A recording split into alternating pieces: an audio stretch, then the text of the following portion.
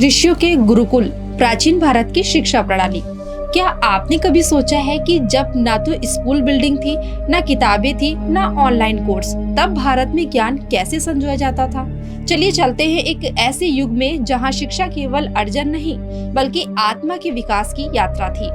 गुरुकुल शब्द बना है दो शब्दों से, गुरु यानी शिक्षक और कुल यानी परिवार या आश्रम। गुरुकुल वो स्थान था जहां विद्यार्थी अपने गुरु के आश्रय में वर्षों तक रहकर ज्ञान प्राप्त करते थे। यह सिर्फ एक शिक्षण संस्थान नहीं बल्कि एक आध्यात्मिक, नैतिक और व्यवहारिक शिक्षा का केंद्र था। गुरुकुल प्रायः जंगलों या शांत स्थानों में बनाए जाते थे ताकि छात्र प्रकृति के समीप रहकर एकाग्रता से अध्ययन कर सकें। शिक्षा निःशुल्क होती थी और विद्यार्थी गुरु की सेवा करके गुरु दक्षिणा अर्पित करते थे। गुरुकुल में केवल ग्रंथों का ज्ञान नहीं बल्कि जीवन जीने की कला सिखाई जाती थी। पाठ्यक्रम में होते थे वेद और उपनिषदों का अध्ययन, संस्कृत भाषा और व्याकरण, गणित यानी गणना, बीजगणित, ज्यामिति, ज्योतिष और खगोल शास्त्र, राजनीति और कूटनीति, धनुर्विद्या, युद्ध कला और शारीरिक प्रशिक्षण, योग और ध्यान।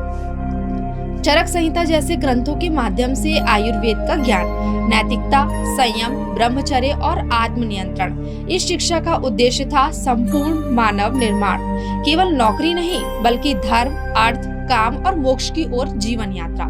गुरुकुल में कोई जाति या वर्ग भेद भी नहीं होता था। कृपाचार्य और द्रोणाचार्य जैसे गुरुओं के गुरुकुल में क्षत्रिय, ब्राह्मण, वैश्य और यहाँ तक कि शूद्र भी शिक्षा ग्रहण करते थे, बशर्ते उनमें ज्ञान की प्यास हो। एक प्रसिद्ध उदाहरण है महर्षि वाल्मीकि, जिन्होंने शिक्षा और तपस्या से जीवन को ही बदल दिया। भारत में कई विख्यात गुरुकुल रहे हैं, जैसे महर्षि वशिष्ठ का गुरुकुल जहाँ श्री राम और उनके भाइयों को शिक्षा दी गई थी, महर्षि सादीप्यनी का आश्रम जहाँ श्री कृष्ण, बलराम और सुदामा ने शिक्षा ली, आचार्य चाणक्य और तक्षशिला विश्वविद्यालय जहाँ तक्षशिला और नालंदा जैसे संस्थान हजारों छात्रों को शिक्षा देते थे, महर्षि भारद्वाज का आश्रम विज्ञान और आयुर्वेद का केंद्र, ऋषियत्री, गौतम और याज्ञवल्क्य जैसे ऋषियों के गुरुकुल भी प्रसिद्ध थे। प्राचीन भारतीय शिक्षा प्रणाली की सबसे महत्वपूर्ण विशेषता थी गुरु शिष्य परंपरा। गुरु केवल शिक्षक नहीं, मार्गदर्शक, संरक्षक और आध्यात्मिक पिता होते थे। शिष्य गुरु के प्रति पूर्ण संपूर्ण रखता था। उदाहरण के लिए एकलव्य की गुरु भक्ति, शिवी राजा का त्याग, राम का वरिष्ठ के प्रति सम्मान।